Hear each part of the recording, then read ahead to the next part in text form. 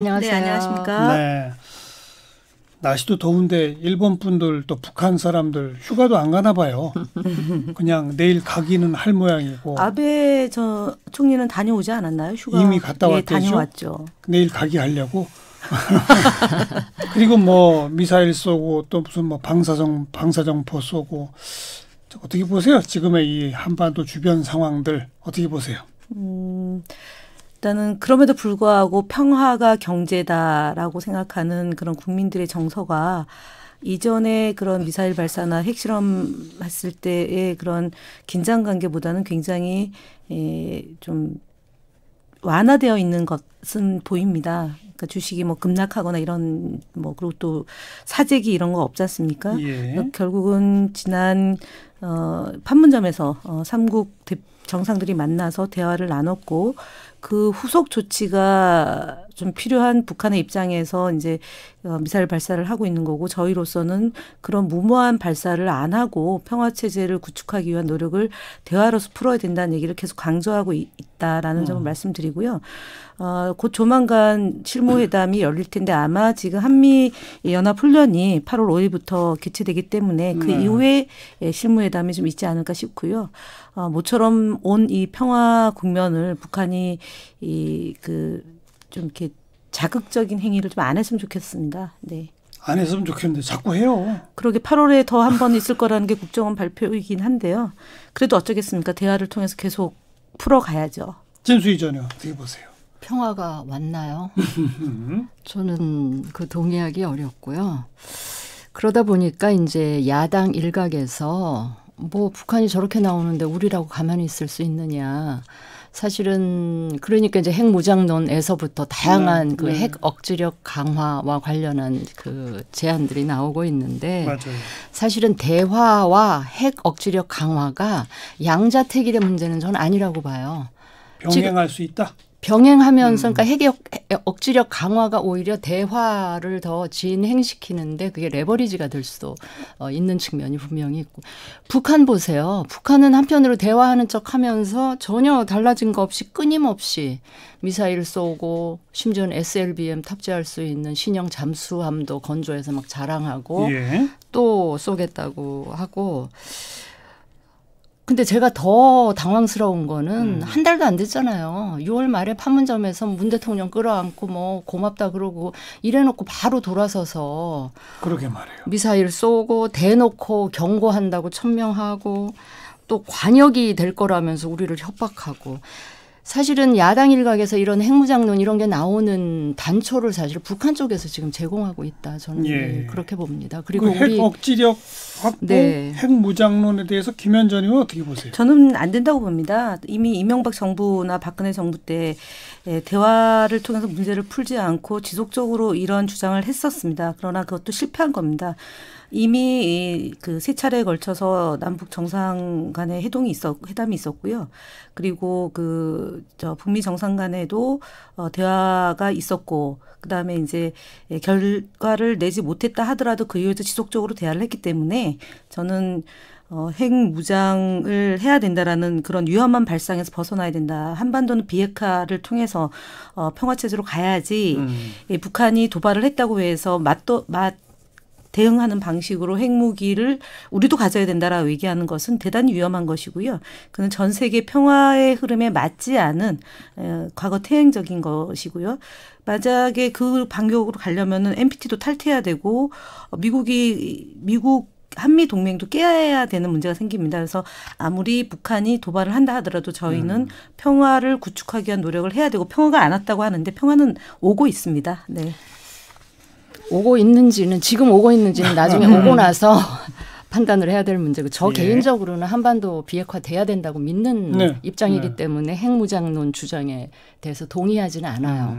그럼에도 불구하고 그 북한이 이렇게 나오는 데 대해서는 뭔가 핵 억지력 강화를 위한 우리도 준비는 좀 하고 있어야 되지 않나. 그러니까 핵 억지력 강화 꼭 핵무장론만 있는 건 아니에요. 그건 가장 극단적인 전술핵 재배치 등등. 전술핵 90년대 이전에 있었던 미군의 전술핵 재배치도 한번 생각을 해봐야 되고 최근 어제 오늘 나오는 얘기입니다만 나토식의 핵을 공유하는 이런 방식도 있을 수가 있기 때문에 제가 다시 한번 반복해서 말씀드리지만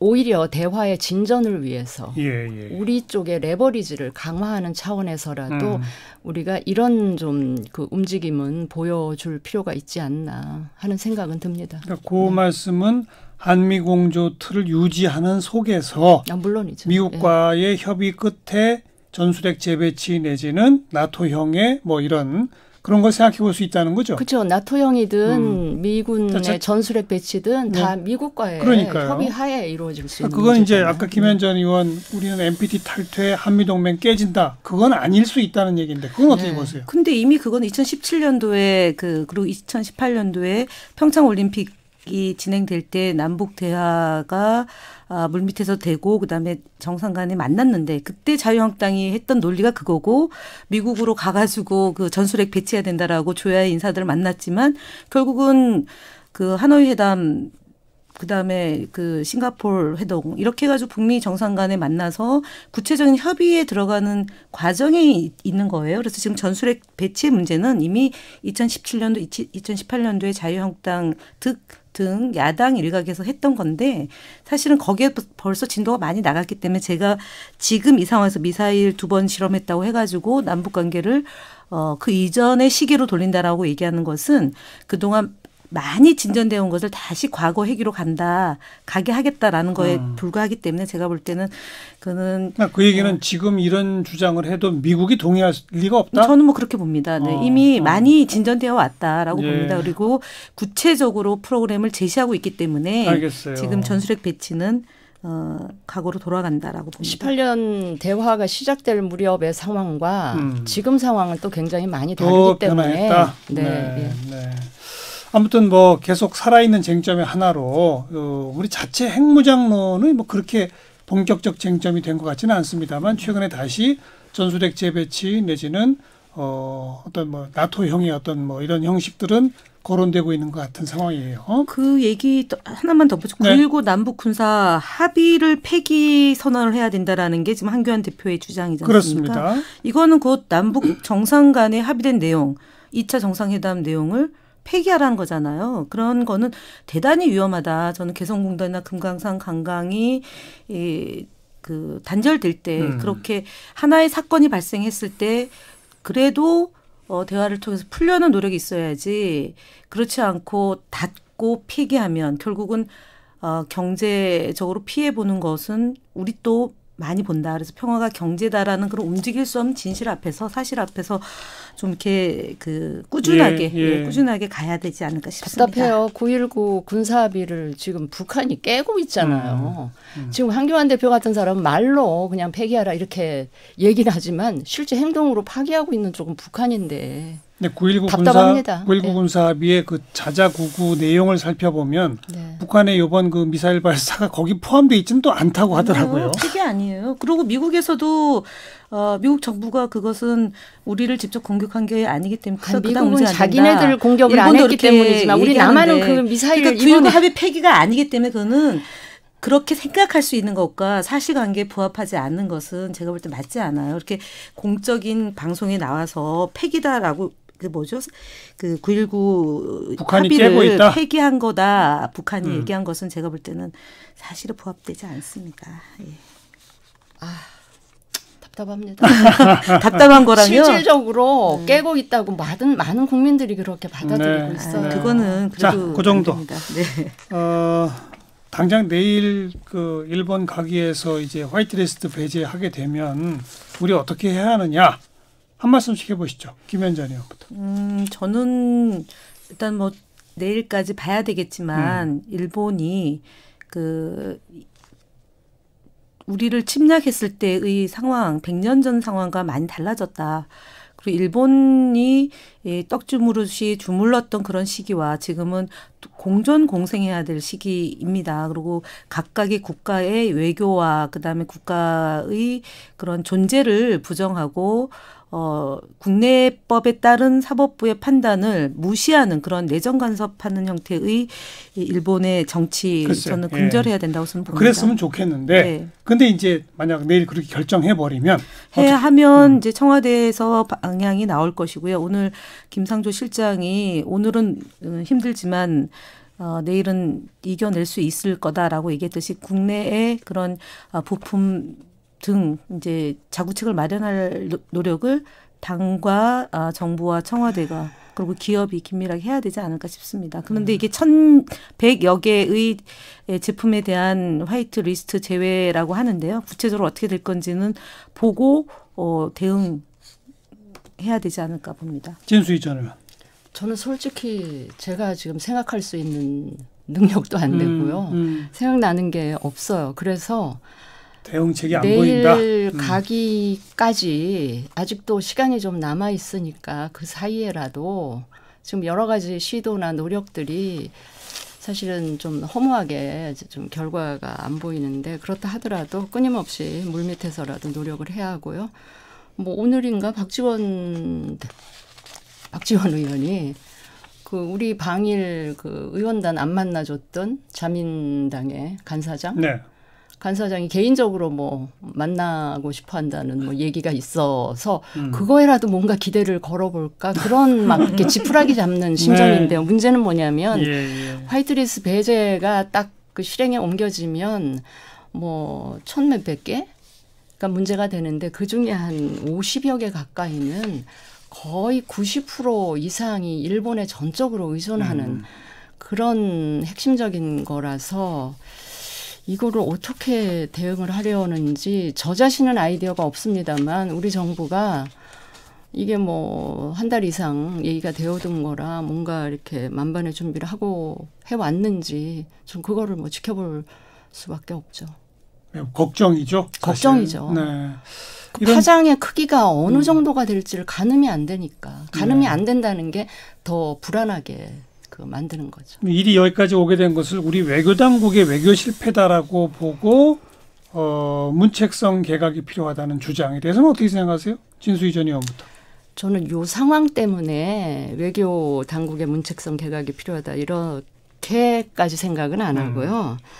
이제 특히 강경화 장관의 경우는 사실 그동안 외교 현안 해결 능력이라든지 또는 외교부에 대한 장악력, 기강 확립 이런 거에 대해서 그 리더십이 부족했다는 게 드러났기 때문에 경질됐어도 진작에 됐었어야 된다 이렇게 생각을 하는데 이게 그분이 관운이 좋은 건지 어떤지 모르겠는데 그럴 때마다 이제 외교 또 다른 현안이 발생해서 그 교체 타이밍 애매해지곤 하는 그런 상황이 계속됐단 말이에요. 그래서 이번에 이 복잡한 현안이 어느 정도 가닥을 잡고 나면 저는 반드시 교체하는 게 맞고요.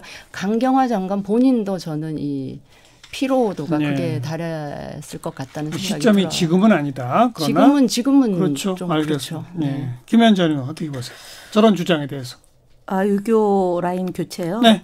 사실은 저희가 야당 때를 많이 반출을 해보고요. 그리고 또 저희가 여당 때도 있었기 때문에 이번 상황을 보면서 야당복도 있어야 된다. 이웃복도 있어야 되지만 야당복도 있어야 된다는 생각을 합니다. 특히 이 총성 없는 전쟁을 하고 있는 이 마당에서도 외교 라인을 교체해야 된다는 주장을 하는 것은 결국은 아베 정권을 도와주는 꼴밖에 되지 않기 때문에 과도한 주장을 좀 자제하고 지금은 일본 정권이 경제 침략을 하고 있는 이 상황을 진짜 혼연일체돼서 여야 없이 초당적으로 협력하겠다라는 애초에 그런 그 국민들에게 한 발언을 되새길 필요가 있다고 보고요. 근데 이제 당장 교체가 아니라 요 사태는 좀 마무리가 되고 나면 사실은 바꿔줄 필요가 있다라는 지적은 어떻게 보세요? 이게 원인 제공이라는 게 위안부 문제 그다음에 이 노동자들에 대한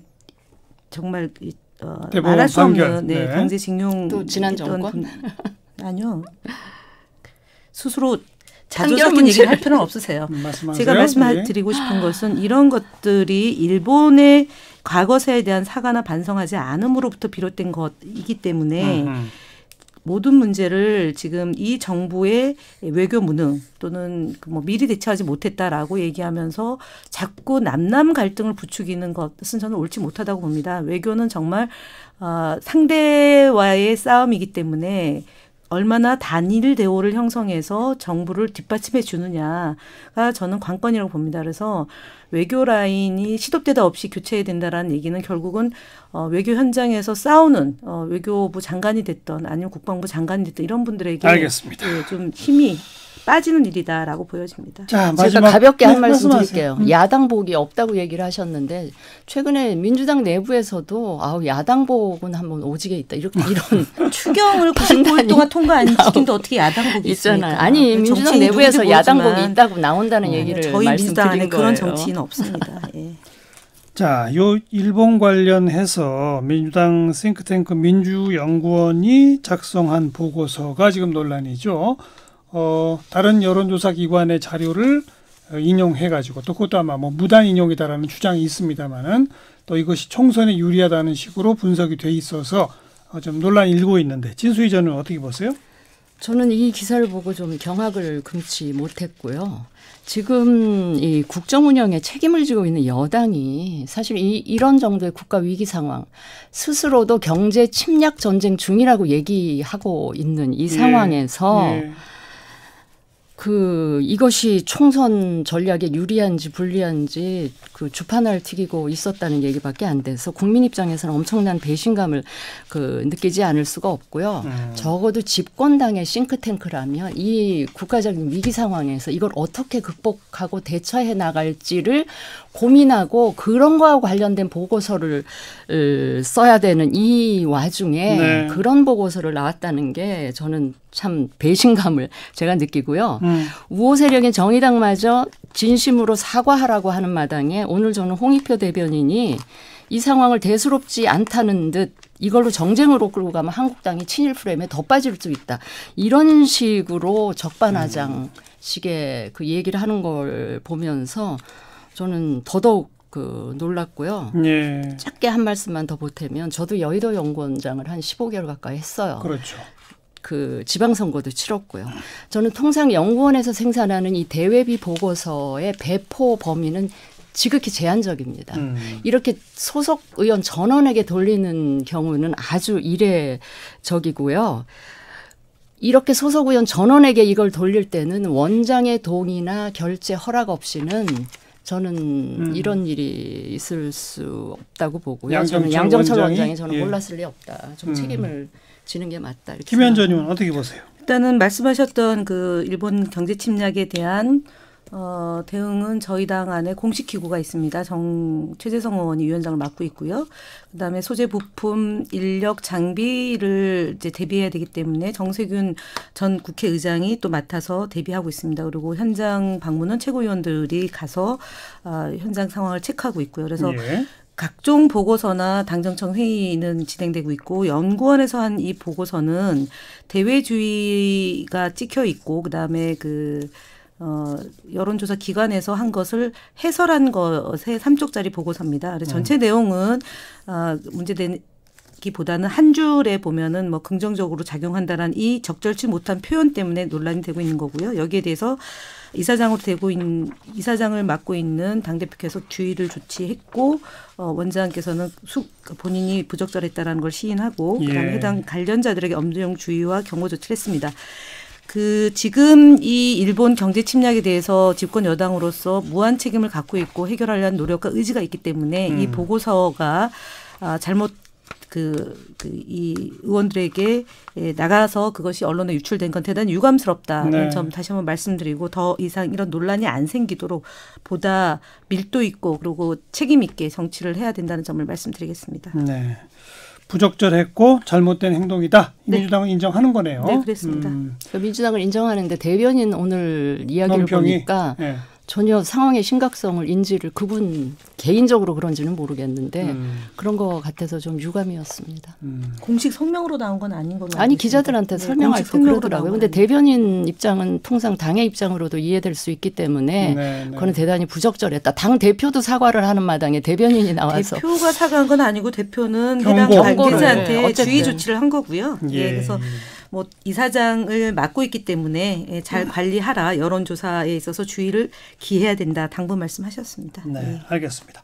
두 분한테 그냥 개인적으로 의견을 한번 지소미아 파기 카드를 우리가 쓰는 게 좋아요? 안 쓰는 게 좋아요? 어떻게 보세요? 지금 뭐 아직 내일 일본 가기 결정이 난 후에 거론될 주제이기도 하긴 합니다만 저는 그거에 대한 정답을 이해찬 대표께서 말씀하셨다고 봅니다. 뭐라고요? 그러니까 그 일본과 우리 사이에 정보를 지금 서로 주고받고 있고 동북아를 위해서도 이건 계속 돼야 된다 이렇게 말씀을 하셨고요. 저는 그게 정답이라고 봅니다.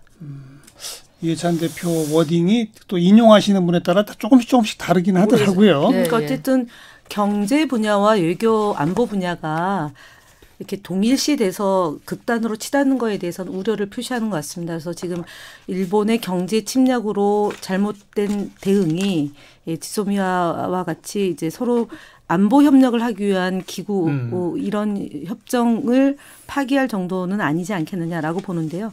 내일 결과 여하에 따라서 또 청와대나 관계 당국이 어떻게 보냐에 따라서 또 좀 밀도 있는 논의가 필요하다고 저는 봅니다. 원래는 동북아 평화를 위해서 필요하다. 동북아 평화를 하셨어요. 깨고 있는 거기 때문에 저희 그러니까 당 대표께서 얘기하셨던 시점과 또 그 일본의 블랙 리스트를 배제시키고 이것이 어떤 입장으로 발표문이 나오는지 화이트리스트 블랙리스트가 화이트리스트가 어떻게 나오냐에 따라서 논의가 필요하다고 봅니다. 그래서 정치라는 건 늘 생물과 같아서 근데 이거는 한일 간의 군사정보보호 협정이긴 하지만 미국의 이해관계도 그렇죠. 긴밀하게 그 연결되어 있기 때문에 이걸 깨는 거는 한미동맹에도 지대한 영향을 미칠 수 있다 이렇게 생각을 합니다. 자, 지소미아에 대한 두 목소리까지 뭐 김현정 의원이 그렇다고 당장 폐기 카드 들자는 건 아니었습니다만 내일 상황을 봐서 새롭게 검토 대상이 될 수도 있다라는 정도의 의견과 더 신중해야 한다 이런 의견까지 들어봤네요. 김현정 의원, 지은수희 전 의원 수고하셨습니다. 네, 감사합니다.